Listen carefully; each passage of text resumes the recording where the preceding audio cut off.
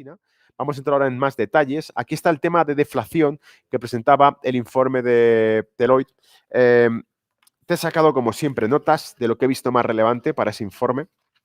Decía, fíjate, hace una cronología bastante interesante. Dice, China ha tenido riesgos de deflación desde finales de 2020 con la pandemia, el COVID, el cierre económico, la contracción por completo del comercio mundial con los cierres del COVID generó deflación, generó un exceso que evidentemente hundió los precios, un exceso de oferta.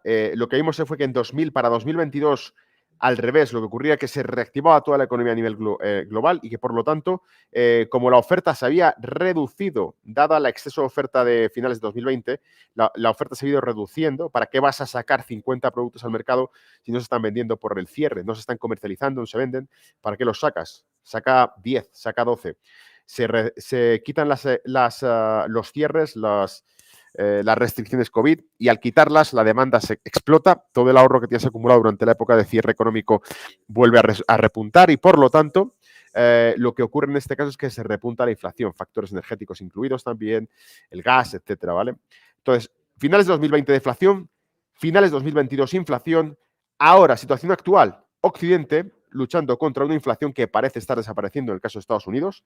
Recuerda que estamos en torno al 3% ya, y que se está reduciendo, pero que sigue por encima del 5% del caso de Europa, ¿vale? Sin embargo, China es la que sigue presentando datos de deflación. Esto os lo traje ya con los datos de precio a la producción que iban cayendo, en una caída bastante, además, rápida, por encima del 5% mensual, lo cual sorprendía bastante. El reflejo de todo esto, cosas interesantes que cuenta Deloitte en este artículo para explicarlo. Dice, las autoridades chinas explican esto por el siguiente motivo. Dice, la baja inflación actual es porque se mide con respecto a la elevada inflación precedente. Y eso es muy interesante. Es decir, claro, con respecto al año anterior, la inflación está creciendo un 1%, un menos 2% con respecto al año anterior. Ya, pero es que el año anterior crecía, en algunos casos, el 11%, por ejemplo, para Reino Unido, ¿vale? En máximos de 40 años. Por lo tanto, es normal que si medimos con respecto a 2022 salga una inflación inferior. La magia de los números y de la contabilidad, amigos. Uno lee lo que puede o lo que quiere leer en cada caso. Lo siguiente decía, por lo tanto, la inflación volverá a ser positiva a medida que se vaya regularizando los datos. Es decir, evidentemente, si la inflación actual es débil en 2023, la de 2024 probablemente es una inflación positiva porque se mira con respecto al año anterior. Lo que veremos es que esa inflación se va a ir normalizando. Y dice, y lo siguiente y lo tercero es que va a haber inflación porque hay crecimiento. Siempre que hay crecimiento hay inflación. Si nos centramos en el crecimiento económico, la inflación se mantendrá. Si hay un buen crecimiento económico, la inflación será un resultado de ese crecimiento económico. Expectativas que tienen. Dicen, para finales de 2022 era el cierre de restricciones, por lo tanto, lo que se esperaba y no se ha producido era que 2022 fuese un año en el que hubiese un repunte del crecimiento económico, hubiese un repunte de la inflación, y sin embargo no ha ocurrido nada de eso. Es decir, lo que vimos fue que ese repunte del crecimiento económico fue un pelotazo el primer febrero, creo que fue, el primer mes de febrero. A partir de ahí fue enfriándose los datos. Y la inflación igual, fue enfriándose los datos de inflación. Y por eso desde entonces os dije que el discurso iba a ir cambiando. Desde el problema es la inflación, porque es lo que mantienen en el discurso todos los analistas y sobre todo los banqueros centrales, la Reserva Federal y el Banco Central Europeo hablan de inflación como principal preocupación. El discurso irá rotando a riesgos de recesión global. Es decir, ya no nos preocupa la inflación, lo que nos preocupa es una recesión global. ¿Por qué? Porque China, que es la fábrica del planeta entero, la fábrica del mundo, está fabricando cada vez menos porque tiene menos pedidos de fábrica y eso lo indica la caída de los precios de producción, ¿vale? Así que, bueno, el miedo que se tiene a la deflación es porque dicen que una deflación dificulta mucho el principal objetivo o target que tenía la economía china, que era muy estratégico, que era incrementar la demanda interna. La demanda interna no se puede incrementar si tienes deflación, porque con una deflación lo que haces es incentivar el ahorro. ¿Para qué voy a gastarme el dinero ahora si espero y dentro de un mes mi dinero vale más? ¿Me seguís?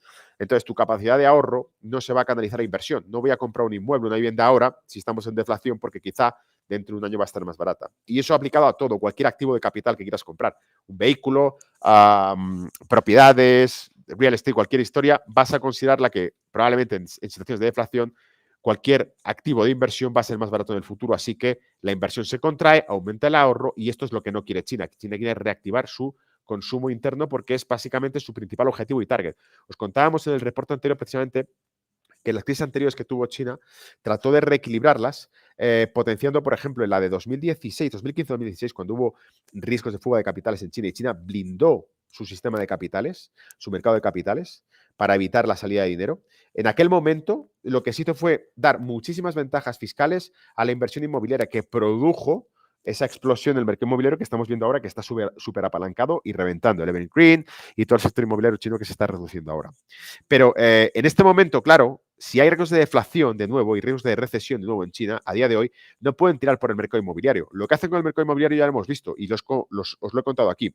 Es dar instrucciones al sector bancario chino de que facilite la flexibilidad de crédito al sector inmobiliario. Es decir, no vamos a canalizar dinero al sector inmobiliario chino, pero sí vamos a facilitar que aquellos que estén pillados, súper apalancados, que es el sector inmobiliario chino con altísima deuda y con un sector inmobiliario que no está sobrevendiendo lo que produce, vamos a facilitarles que se refinancien. Es decir, darle flexibilidad de crédito al sector inmobiliario chino, pero no invertir en el sector inmobiliario chino. En lo que hay que invertir es en la demanda interna china. Y para ello, te lo tiro por aquí debajo, ¿vale? Por debajo de la alfombra, por debajo de la mesa te tiro aquí, te la cuelo, ¿vale? Esta pelota, que es la pelota del CBDC. El proyecto CBDC chino, que ya está retesteado y supertesteado en China, significa crear una moneda digital que permita un consumo interno inmediato. Con un chasquido de dedos del sistema monetario chino, activan la demanda interna. ¿Por qué? Porque de repente generan inyecciones de liquidez, pero ya no tienen que ir al sector bancario y que éste lo preste a las empresas y que las empresas demanden trabajo y que el salario aumente y que entonces se consuma más. Si directamente dicen, todos aquellos ciudadanos que estén en Alipay, en el sistema Alipay, Telnet, es decir, los sistemas de pago más comunes, les activamos una wallet del Banco Popular de China y les metemos dinero para hacer la compra. ¿Para comprar qué? Aquellos activos que estén más débiles. ¿Que se nos cae el sector agrícola? Pues venga, dinero gratis para comprar verduras. ¿Que se nos cae el sector de lácteos? Dinero gratis para comprar lácteos. Y así sucesivamente con todo. ¿Que se nos cae el sector inmobiliario? Bueno, pues vamos a darle crédito inmobiliario, crédito hipotecario, me lo estoy inventando, lo improviso, pero esta es la idea. Crédito hipotecario a través de las wallets a cada ciudadano, si compra un inmueble de cierto valor, se le da esto, pero solo dedicado ese dinero facilitado al sector que yo quiera, canalizado vía demanda, no vía oferta, no a través de empresas, sino a través de consumidores, ¿vale? Y con esto reequilibra el mercado. Bien, ¿cuál es la situación actual o qué está pasando entonces con esta economía china en este momento? Según publicaba este artículo de Reuters con los riesgos deflacionarios. Dice, la situación actual es una caída en el comercio internacional, obvia, con números, te los mide aquí, ahora te dice exactamente cuáles son. Dice, la demanda interna es la más débil de sus preocupaciones, es lo que más miedos tienen. La debilidad en la economía mundial que hemos visto, esos riesgos de recesión que ya están presentes en Europa y que se han temido que ocurran en Estados Unidos, han empujado a que se demande menos, evidentemente, por parte de estas economías. Es decir, lo hemos visto, la actividad industrial de Polonia cae, la de Alemania también, la de Países Bajos también. Por lo tanto, esas industrias demandan menos inputs que pueden y que suelen venir siempre desde China. Así que la demanda de fuera cae, la demanda interna también. Las restricciones comerciales que hemos visto que han empezado, ¿cuáles son? Ya no son COVID, ahora son guerra comercial pura y dura, que son tierras raras, exportación de tecnología a China. ¿Os acordáis cuando leímos aquí precisamente que el gobierno de Países Bajos denunciaba que recibía presión por parte de Estados Unidos a no exportar su producto a China? Estados Unidos le decía, tú no puedes vender tus productos a China. ¿Por qué? Porque son de alta tecnología. ¿Y qué? Se los venderé a quien me pague por ellos. A China no, porque es mi enemigo, ¿vale? Pues Estados Unidos está restringiendo, os lo he comentado en una ocasión, estamos viviendo la antiglobalización.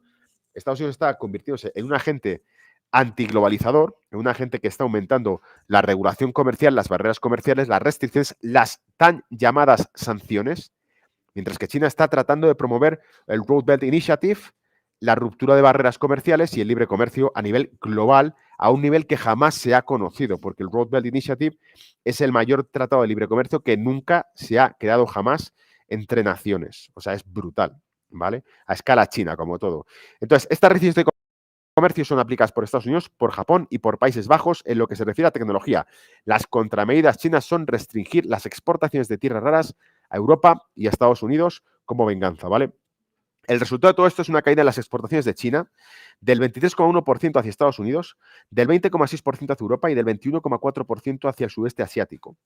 Pero al mismo tiempo, las importaciones chinas con origen principalmente, además del sudeste asiático, caen también. ¿Por qué? Porque China es exportador para Occidente, pero sigue siendo importador de ciertas potencias que la rodean desde Asia. En este caso, cae la demanda de productos de Corea del Sur, los inputs industriales que utiliza China de Corea del Sur caen un 16,5% y un 10,4% de Taiwán. Así que si China produce menos, Taiwán y Corea del Sur producen menos porque se les demanda menos por parte de la economía china. También ocurre con la de Australia y Nueva Zelanda. Si cae la capacidad productiva de China, cae la demanda de inputs y de activos, en este caso no tecnológicos, que es lo que se le pide a Corea del Sur y a Taiwán, tecnología.